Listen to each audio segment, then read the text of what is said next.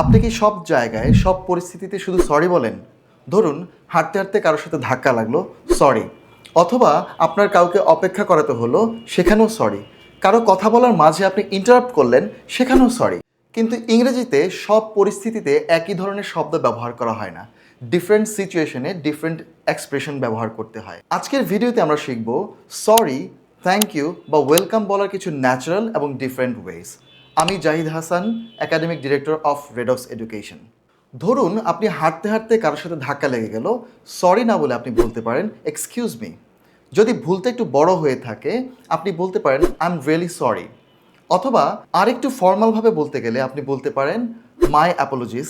যদি আপনি কাউকে বিরক্ত করে ফেলেন বা ইনকনভিনিয়েন্স কোনো সিচুয়েশন তৈরি করে ফেলেন, তাহলে আপনি বলতে পারেন সরি ফর দ্য ইনকনভেনিয়েন্স। এছাড়াও সরি বলার আরও কিছু ডিফারেন্ট এবং ন্যাচারাল ওয়েজ আছে যেগুলো আপনি ব্যবহার করতে পারেন। যেমন পার্ডন মি, যখন আপনি কারোর সাথে কথা বলার সময় ঠিকমতো শুনতে পাননি তখন ব্যবহার করতে পারেন। আই অ্যাপোলোজাইজ, এটা ফর্মাল বা প্রফেশনাল সিচুয়েশনে দুঃখ প্রকাশ করতে ব্যবহার করা যেতে পারে। আই সিনসিয়ারলি অ্যাপোলোজাইজ, যখন আপনি সত্যি গভীরভাবে দুঃখ প্রকাশ করতে চান। সরি অ্যাবাউট দ্যাট, ছোটোখাটো ভুল বা মাইনর ইনকনভেনিয়েন্স বোঝাতে আপনি ব্যবহার করতে পারেন। I didn't mean to do that, বোঝাতে চান যে ভুলটা ইচ্ছাকৃত ছিল না। এবার চলুন থ্যাংক ইউ বলার কিছু ডিফারেন্ট ওয়েজ নিয়ে আলোচনা করা যাক। কেউ যদি আপনাকে ছোট কোনো হেল্প করে থাকে আপনি বলতে পারেন থ্যাঙ্কস অর থ্যাঙ্কস আ লট। যদি হেল্প একটু বড় ধরনের হয়ে থাকে আপনি বলতে পারেন থ্যাংক ইউ ভেরি মাচ। আর যদি আপনি সত্যি তার প্রতি কৃতজ্ঞতা প্রকাশ করতে চান আপনি বলতে পারেন I really appreciate it. Professional সিচুয়েশনে থ্যাংক ইউ বলার একটা খুব সুন্দর এক্সপ্রেশন হলো আই ট্রুলি অ্যাপ্রিসিয়েট ইট। এছাড়াও চলুন দেখে নেওয়া যাক আর কী ভাবে আমরা থ্যাংক ইউ বলতে পারি।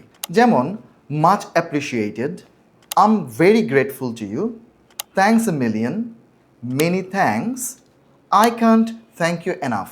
আপনাকে কেউ থ্যাঙ্কস দেওয়ার পর ইউ আর ওয়েলকাম এটাকে বলতেই হবে? নো। এছাড়াও ওয়েলকাম বলার আরও কিছু ন্যাচারাল ওয়েজ আছে যেটা আপনি ব্যবহার করতে পারেন। যেমন আপনি বলতে পারেন নো প্রবলেম।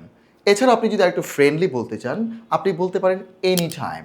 যদি আরেকটু প্রফেশনাল ওয়েতে আপনি বলতে চান আপনি বলতে পারেন মাই প্লেজার। এছাড়াও যদি আরও বেশি প্রফেশনালি আপনি কাউকে বলতে চান আপনি বলতে পারেন হ্যাপি টু হেল্প। এছাড়াও আরও কিছু এক্সপ্রেশনস আছে like don't mention it, not at all, glad to help, it's nothing, any time. এই এক্সপ্রেশনগুলো ব্যবহার করতে থাকলে আপনার ইংলিশ কমিউনিকেশন হবে আরও স্মুথ, আরও ন্যাচারাল এবং পোলাইট। সো আজ থেকে আপনারা প্র্যাকটিস শুরু করুন ডিফারেন্ট সিচুয়েশনে ডিফারেন্ট এক্সপ্রেশন দেয়ার। সো আজ এই পর্যন্তই, দেখা হবে অন্য কোনো ভিডিওতে অন্য কোনো টপিক নিয়ে। Thank you very much.